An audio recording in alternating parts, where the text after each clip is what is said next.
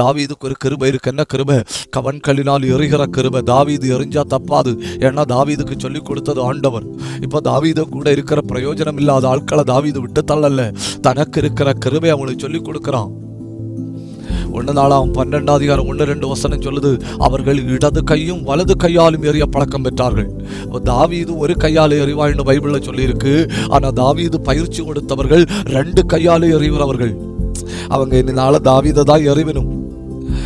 1 Samuel 30:6-7-8 அவர்கள் தாவீது தான் எறிவனும். அப்படி இருந்தாலும் பயிற்சி கொடுக்கிறான். பார்த்தீங்களா, பழக்கி விடுறான்.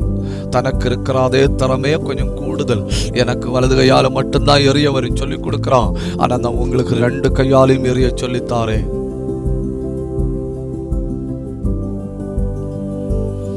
எழுப்பிட்டு இருக்கணும். ஏன்னா சந்ததிகள் உற்பத்தி ஆகிற மிக முக்கியமான இடம் சிலுவை.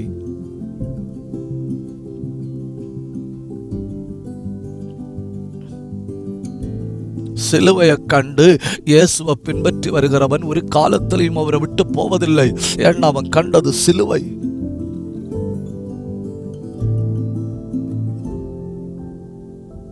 நமக்கு ஒரு பலிபீடம் உண்டு. யூதர்கள் கிறிஸ்தவர்களை ஏளனம் பண்ணுவது, எதை காட்டி ஏளனம் பண்ணுவது தெரியுமா? இங்க பாருங்க, எங்களுக்கு தப்பு செஞ்சா ஒரு பலிபீடம் இருக்கு, ஒரு மிருகத்தான் கொண்டு போனா போதும், அவர்கள் பலியிடுவார்கள், எங்களுக்கு பாவம் முடிஞ்சது. இப்ப தேவ பிள்ளைகளுக்கு ஒரு சந்தேகம், ஆமா சரிதானே, ஒரு காலத்துல நம்மளும் அப்படித்தானே பண்ணிட்டு இருந்தோம், இப்ப நமக்கு பலிபீடம் இல்லையே அப்படிங்கிற ஒரு எண்ணம் வருது. எப்படி நம்முடைய பாவம் மன்னிக்கப்படும், எப்படி இதுல இருந்து வெளியே வருவது அப்படின்னு யோசிச்சுட்டு இருக்கும்போது பவுல் சொல்றாரு, இல்ல, நமக்கு ஒரு பலிபீடம் உண்டு. அந்த பலிபீடத்துல பலியிடப்பட்டவர் ஒரே தரம் பலியிடப்பட்டார். எல்லா பலிபீடங்களும் டெய்லி மாறி மாறி மிருகங்களை பார்க்கும், பலி நடந்து கொண்டே இருக்கும். ஆனா சிலுவை என்கிற பலிபீடம் ஒரே ஒரு தடவை. அந்த பலிபீடத்திலிருந்து சத்தம் உண்டானது ஒரே ஒரு தடவை. இப்படி சொல்லி தம்முடைய ஜீவனை விட்டார்.